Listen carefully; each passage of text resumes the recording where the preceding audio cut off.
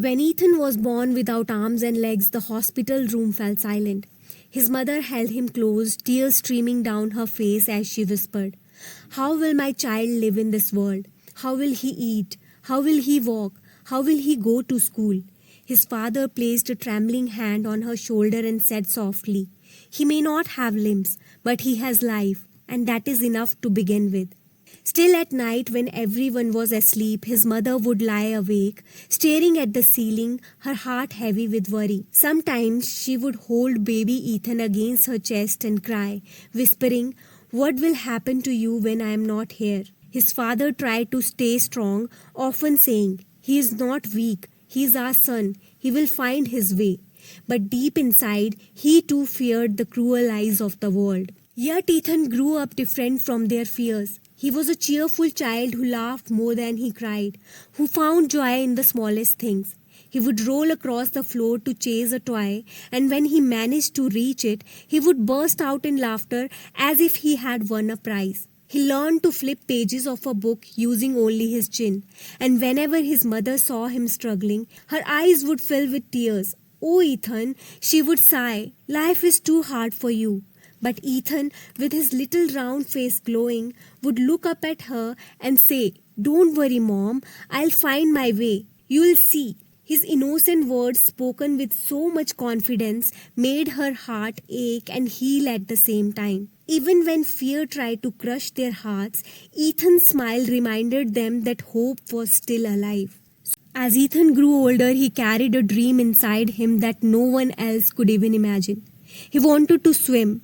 Every evening he would sit by the shore watching other children run into the waves, splashing, laughing and playing. His eyes would follow them with wonder, and softly he would whisper to himself, "One day I'll be in the water too." His mother, hearing those words, would shake her head in fear. "Ethan," she said gently, "the ocean is not safe for you. You could drown." But before sadness could take over, his father put hand on her shoulder and said, "If our son has the courage to dream, then we must give him the chance to try." So one morning his father carried him into the shallow waves. The moment Ethan's body touched the water, fear gripped him. The ocean felt too big, too strong. He splashed helplessly and cried out, "Dad, I can't do this. I'm too different." His father quickly lifted him, held him close, and looked straight into his eyes. "No, son," he said firmly, "you can do this. Try again. The ocean belongs to you too." Those words sank deep into Ethan's heart, and from that day on he kept trying. Every morning he went back into the water. The ocean pushed him down, but he learned how to float. The waves knocked him around, but he discovered a rhythm. Slowly, using the strength of his shoulders and hips, he began to move forward. It wasn't easy, but he refused to give up. Then one bright morning, his eyes lit up with joy as he shouted, "Dad, look, I'm swimming."